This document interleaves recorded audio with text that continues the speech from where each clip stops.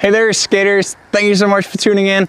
In this video, I will try and guide you to how you can take faster steps when you accelerate or when you sprint.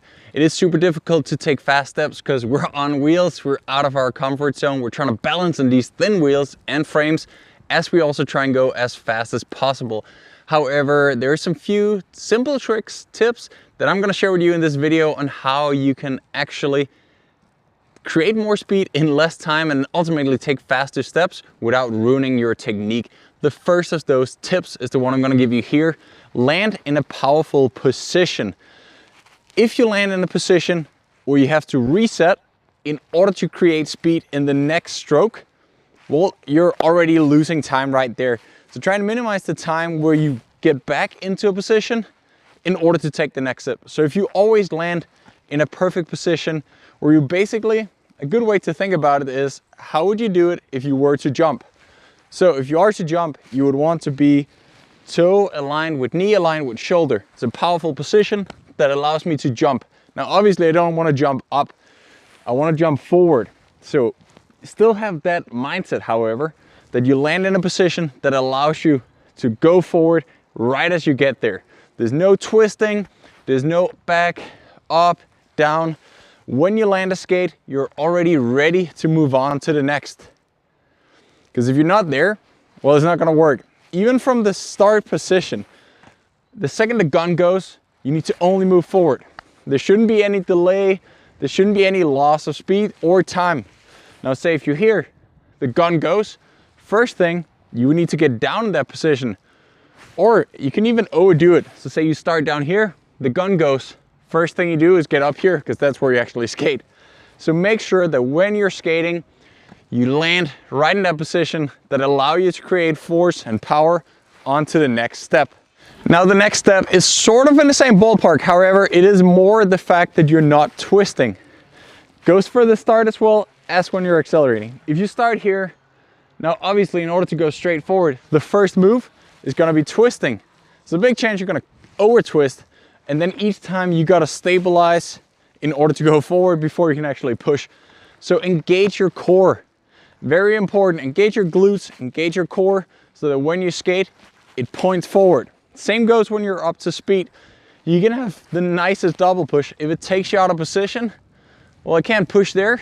I can't push this way until I'm back in that position. So make sure everything goes straight. A lot of people are definitely, myself included, twisting with the arms. Arms are great to generate more speed and power, but only if it goes into the ground. So if this is your weak link, you gotta strengthen that core and engage it. So that whenever you skate, you're pointing straight forward, especially when accelerating. If you're tilting to the side, you can't go forward. Then you tilt, then you get back here, and then you can push. So either it's gonna take you time before you get back in a position where you actually generate speed, or even worse, you're not gonna generate much speed because you'll kick behind and you won't push straight to the sides. Now the final one, the tip that I personally benefited the most from and that I still work the most on is to think about driving your hips forward. If you see good runners, when they sprint, you're gonna see this line moving forward. If you look at Usain Bolt running, it'll be a perfect straight line with the hips moving forward, not back here. If you have your hips up here, it's super hard to push to the side, first of all. And again, you're not in a powerful position. So think of this as the thing that creates the momentum, as the thing that you drive forward, especially in the early phase of your acceleration or your start. That way you're always gonna have your center of gravity with you. And then we go back to the first point, that whenever you push off, it's almost like jumping. Nothing that is in the way of you generating what the body's naturally made for, that way to generate speed. So if you drive this forward, it's always gonna be in that straight line, where even though, of course, when you go fast enough, you're gonna be leaning forward, well, it is still the center of gravity and you just do a one leg jump basically. Now obviously the last thing you can do in order to improve your speed and your step velocity on skates is to improve on your physique and your physical capabilities.